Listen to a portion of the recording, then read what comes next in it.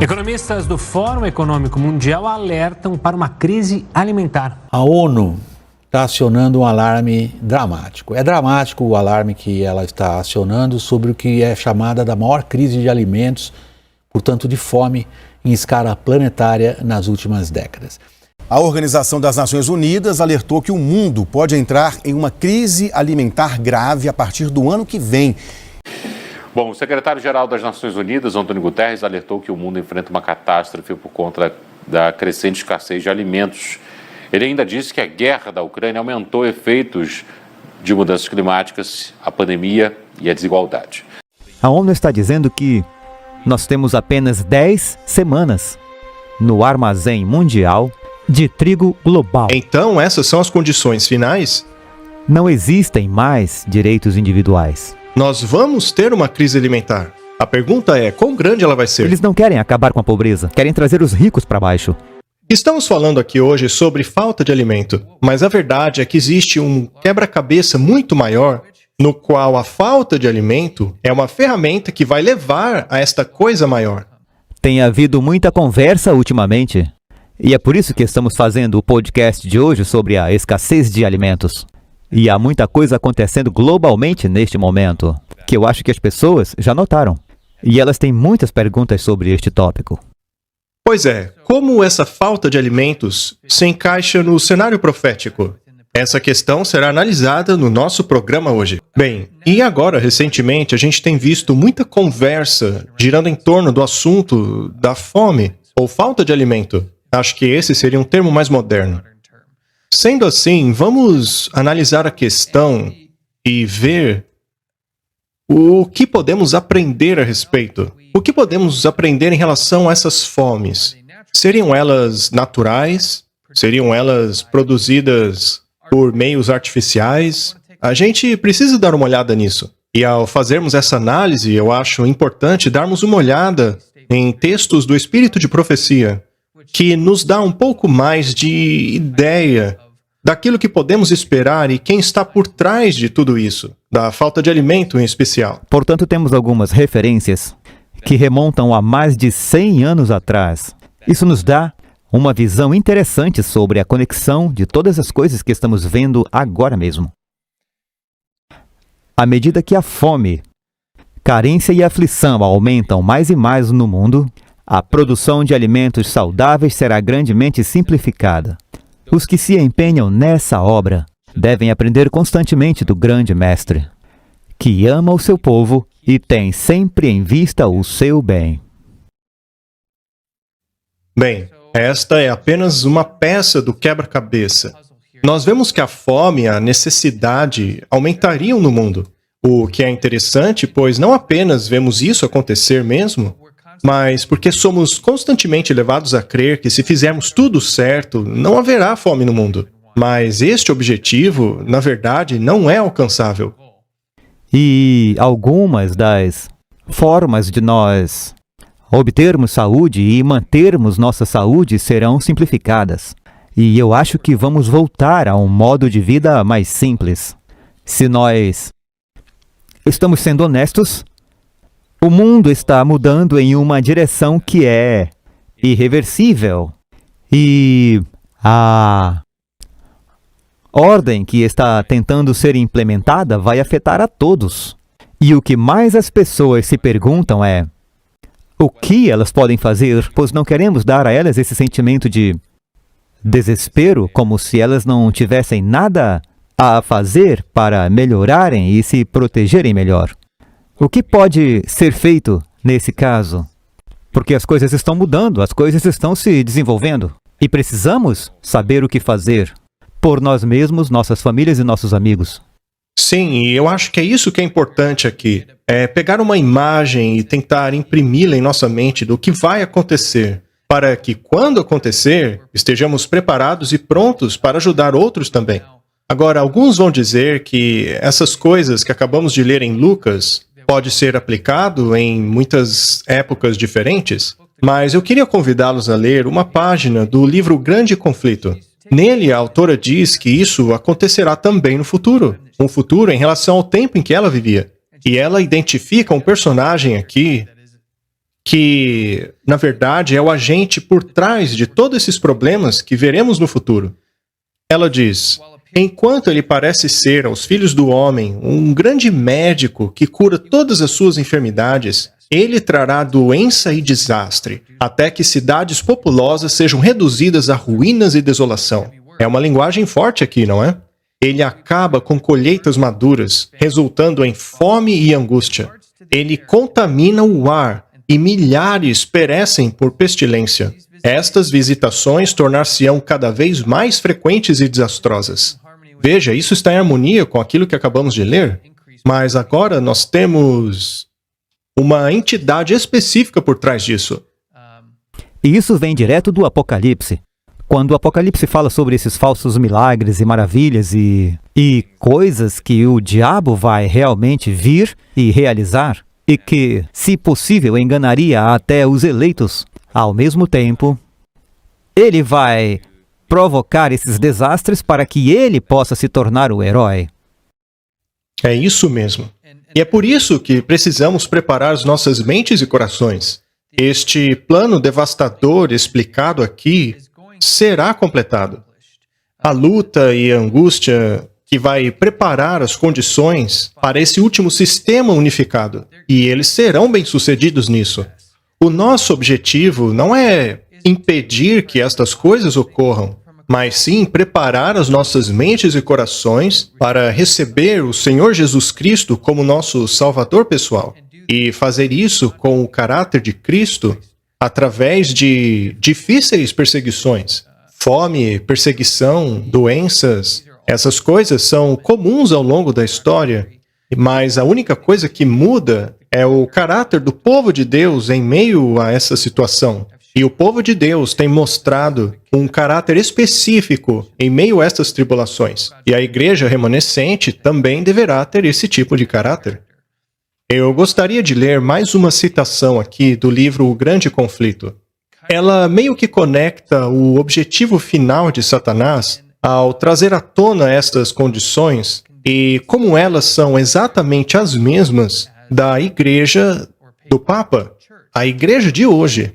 E a agenda e objetivo destes dois são claramente os mesmos. Diz aqui: a política de Satanás neste conflito final com o povo de Deus é o mesmo que ele empregou no início do grande conflito no céu.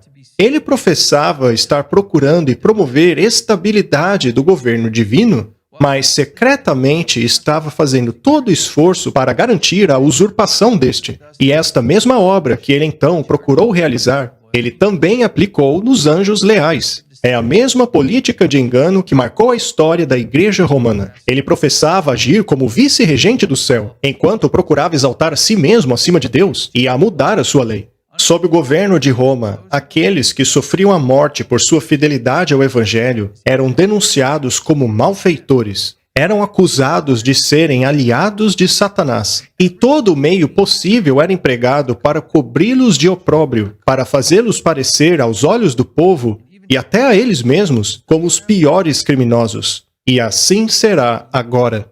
Enquanto Satanás procura destruir aqueles que honram a lei de Deus, ele fará com que sejam acusados de quebradores da lei, homens que desonram a Deus e que estão trazendo os juízos sobre o mundo. Estamos falando aqui hoje sobre falta de alimento, mas a verdade é que existe um quebra-cabeça muito maior, no qual a falta de alimento é uma ferramenta que vai levar a esta coisa maior, que é um mundo unificado, um sistema único no qual um pequeno grupo de pessoas é perseguido pelo aquilo que acreditam. E o que esta citação disse é que isto não somente foi o plano de Satanás desde o início, mas que também foi aplicado ao longo da história pela Igreja Católica e que será aplicado mais uma vez antes do fim do mundo.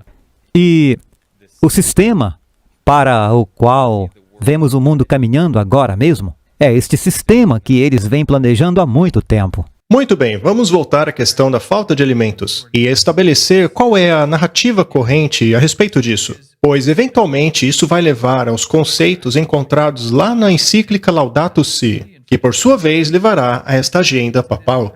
Nós estamos hoje na história da Terra caminhando para esta direção. Sendo assim, vamos primeiramente estabelecer quais são as autoridades que, no momento, estão dizendo que a falta de alimentos será de fato um grande problema? Com relação à escassez de alimentos, sim, nós falamos sobre a escassez de alimentos. E vai acontecer de verdade. O preço das sanções não está sendo imposto apenas à Rússia. Está sendo imposto também a muitos países, incluindo países europeus e o nosso próprio país. E devido a tanto a Rússia quanto a Ucrânia terem sido o celeiro da Europa em termos de trigo, por exemplo, só para dar um exemplo. Mas tivemos uma longa discussão no G7 com ambos os países, os Estados Unidos, que é o terceiro maior produtor mundial de trigo, bem como o Canadá, que também é um grande produtor. Então, diretamente de Biden, ele mesmo diz que estamos falando de escassez de alimentos. Esta é uma preocupação real neste momento. Seja ela criada ou ocorra de forma natural, ela ainda está acontecendo e vai continuar. E isso não está sendo dito apenas pelo Biden, que está usando isso como um pretexto para reunir as pessoas. Ele fez menção do G7, do conflito entre Rússia e Ucrânia, que aconteceu por causa lá da questão da OTAN. Então, veja bem, tudo isso faz parte de um esforço de unificação, quando, é claro, sabemos qual é a verdadeira agenda deles. Isso prepara o caminho para Satanás, quando ele virá se passando como médico do mundo. Então, essas fomes, pestilências, tudo isso são etapas que irão nos levar a esse objetivo final. Vamos ver o que donos de grandes empresas de fertilizantes estão dizendo a respeito.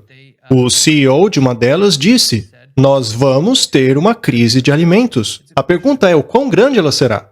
De acordo com ele, para suprir a falta de fertilizantes causadas pela guerra entre Rússia e Ucrânia, levaria meia década na melhor das hipóteses. Talvez seja quase impossível, uma vez que a Rússia é uma grande produtora de minerais. Portanto, nós vemos aqui que um dos maiores produtores de fertilizantes está dizendo que pode nos levar meia década.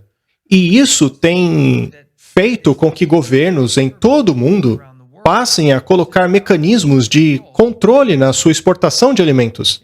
Diz aqui que a guerra na Ucrânia fez com que governos de todo o mundo passassem a controlar a sua exportação de alimentos. É essencial que criadores de políticas parem esta ameaça, o que torna ainda mais possível uma crise alimentar. E no cerco de Jerusalém, nenhum cristão pereceu porque eles estavam atentos aos avisos. Nós temos avisos, sabemos que a fome está vindo e que há um momento em que não poderemos comprar ou vender, então não precisamos ser ignorantes e temerosos. Desde que estejamos atentos aos avisos e quando virmos estas coisas chegando, faremos o que é dito para fazermos. E é por isso que, quando mais cedo no Apocalipse 13, tem essa besta que parece um cordeiro e que representa a América, porque é a terra da abundância, é a terra das oportunidades, é a terra de todas essas coisas que são os princípios do cordeiro. Mas no final ele diz que falará como um dragão.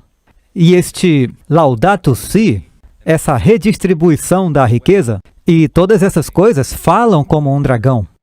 Não há mais nenhum direito do indivíduo. Sim, com certeza ela está começando a falar como dragão. E eu acho fascinante que isto aconteça ao mesmo tempo em que temos a maioria católica na Suprema Corte. É a primeira vez que isto acontece na história dos Estados Unidos. Seria então tudo coincidência? Eu acho que não. Mas, Mackenzie, eu acredito que apresentamos tudo o que tínhamos para hoje. Nós ainda temos muitas coisas interessantes a comentar a respeito dessa questão da Suprema Corte, assim como outras questões também a respeito da separação entre o Estado e a Igreja, que estão em voga nas narrativas dentro dos Estados Unidos. Tem muita gente contrária a essa separação entre a Igreja e o Estado naquele país. Existe muita coisa ainda para conversar. E, como já dissemos, o nosso objetivo é conduzir vocês para as Escrituras. Vão à Bíblia. Olhem o que está acontecendo no mundo hoje, façam perguntas. E se vocês não entendem, contacte-nos. Pergunte como que as coisas se encaixam. Pois muitas pessoas vão dizer a vocês que tudo gira em torno do conflito da Rússia contra a Ucrânia, que esses dois países estão tendo um papel muito importante. Mas a verdade é que as profecias nos levam a focarmos nos Estados Unidos e no papado.